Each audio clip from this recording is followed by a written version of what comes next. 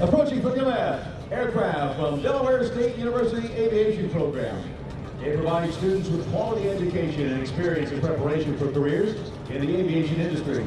Curricula in the program lead to a Bachelor of Science degree with concentrations in aviation management or professional pilot.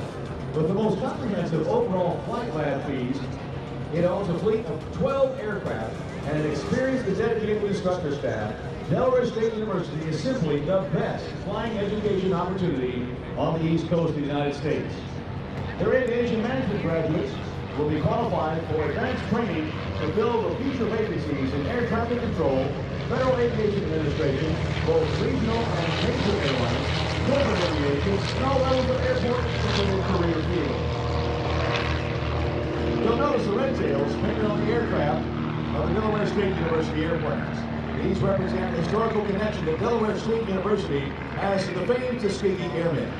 In 1939, Delaware State University was one of the original 6 historically black colleges chosen to train black pilots as part of the civilian pilot training program.